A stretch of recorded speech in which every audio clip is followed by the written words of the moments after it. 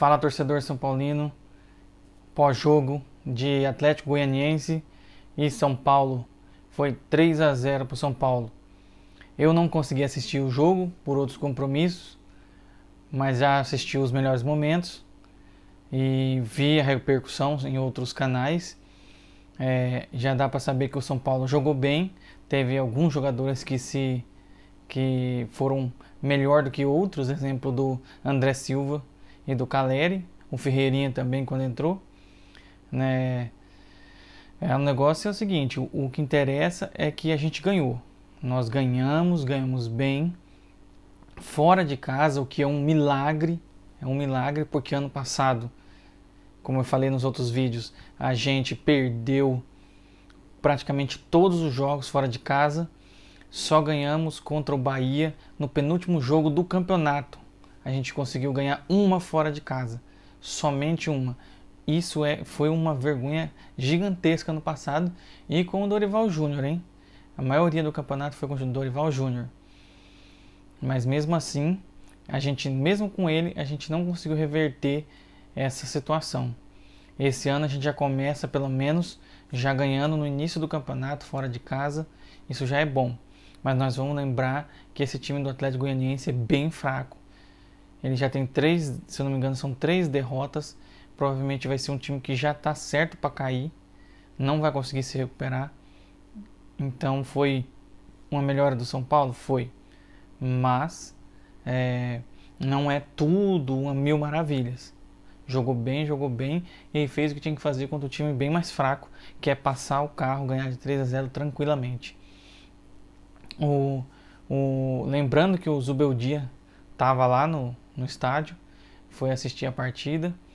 Agora, uma coisa engraçada, né? Agora que tem um técnico novo lá, estava lá observando, aí o São Paulo consegue ganhar de 3-0, né? Consegue dar quase uma goleada. Engraçado isso daí, né? Engraçado. Aí com o treineiro Carpini era só vergonha. Não sei, vai saber como que é a atitude mesmo desses jogadores. É lógico que o outro técnico era muito ruim, mas impressionante, mesmo que seja contra um time mais fraco, o São Paulo jogar bem melhor. Que a gente lembra que contra o Cobressal, o São Paulo jogou bem mal, principalmente o primeiro tempo, foi muito mal. E era um time bem mais fraco ainda que o Atlético Goianiense. Então eles tiveram uma outra postura hoje, né? Será que é porque tem um novo técnico? Provavelmente que sim, mas se eles fazem isso, eles já são mau caráter de fazer isso. Porque a torcida fica passando toda a vergonha e toda a raiva do que aconteceu nos outros jogos. Então, o Zubeldia estava lá e ele vai estrear na quinta-feira contra o Barcelona de Guayaquil. Vamos esperar que ele tenha um bom desempenho, que ele venha se sair bem e que a equipe, consequentemente, saia bem também com a boa atuação dele, né? Que ele venha escolher bem os jogadores, venha fazer um esquema bom para que a gente consiga vencer lá fora e ficar um pouco mais tranquilo na Libertadores. Só para falar que hoje nós entramos com 3-5-2, né? Um esquema com 3 zagueiros. O Milton Cruz manteve, né? Isso daí foi bem, mas vamos ver na sequência. Eu acho que a gente até tem os zagueiros para poder fazer esse tipo de esquema. Mas o Diego Costa a gente tem que observar, né? O Diego Costa ele é bem mais abaixo ainda que os outros, né? O Alan Franco não é nada demais. O Ferrarese já eu acredito que seja um pouco melhor. Eu acho que ele é um pouco melhor. E temos o Arboleda, que é o melhor do nosso time, o melhor zagueiro, né? Entrou com o Rafael.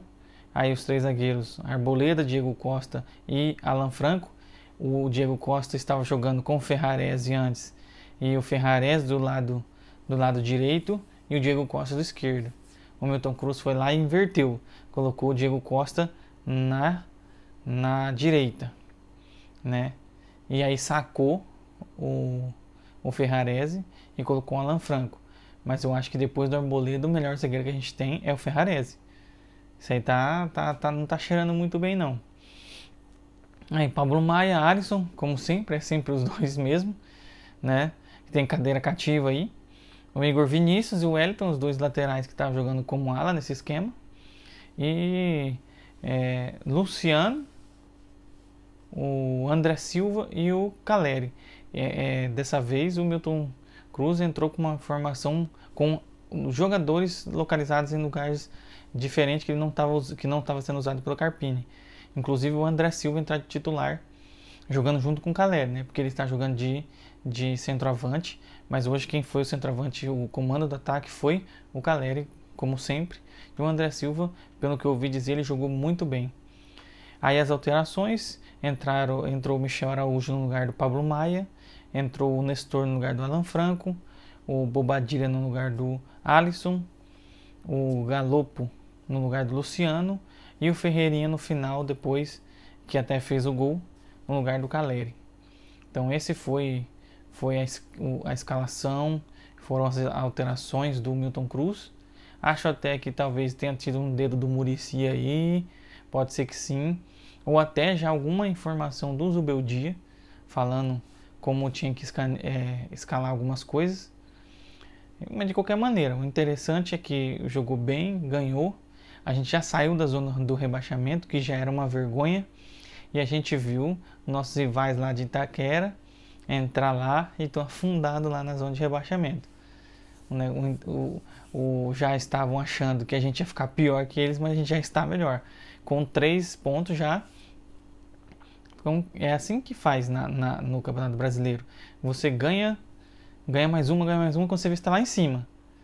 Agora, se você empata, perde, quando dá 3, 4 rodadas, você já está lá embaixo, na zona de rebaixamento praticamente. É um campeonato muito traiçoeiro, é o campeonato mais importante, na minha visão, que o São Paulo vai jogar, e é o que ele tinha que se dedicar mais. Tá, é possível não ganhar, a probabilidade de ganhar é bem difícil, muito difícil ganhar, mas é melhor ir bem no Brasileiro, conseguir uma vaga lá na Libertadores, do que ficar brigando para não cair e muitas vezes nem conseguir chegar nas Copas, né? Essa é a minha opinião. Eu sei que a diretoria não vai fazer isso.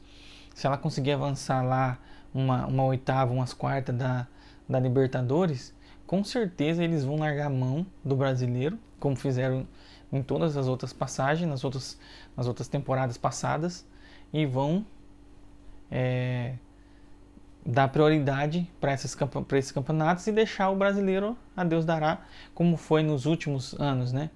E por isso tivemos tantas campanhas vergonhosas, ficando atrás de Fortaleza tantos anos, já 2, 3 anos atrás do Fortaleza, atrás do Bragantino direto, a gente fica posicionado atrás do Bragantino, o que é uma vergonha para um clube desse tamanho, né? Mas esperamos que o São Paulo faça um bom jogo na quinta-feira, né?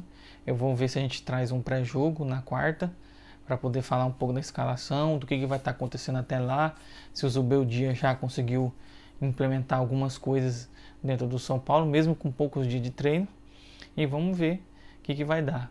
A gente espera que faça um bom jogo e que ganhe. O objetivo tem que ser ganhar lá em Guayaquil, para a gente ficar na melhor colocação dentro do grupo, porque o Tadieres é difícil, o Tadieres vai brigar pau a pau com o São Paulo por essa vaga de primeiro classificado no grupo.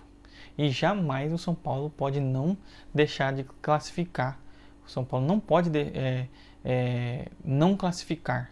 Ele tem que classificar de qualquer jeito, porque é um time grande e não seria bom e seria uma vergonha ficar em segundo para o Tadieres. Ah, o Tadieres está bem lá no campeonato argentino? Sim, mas olha o tamanho do São Paulo, o tamanho do Tadieres. Então isso é inaceitável.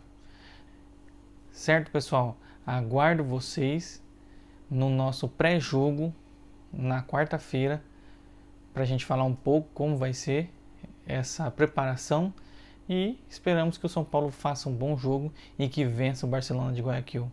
Tá certo? Valeu, torcedor!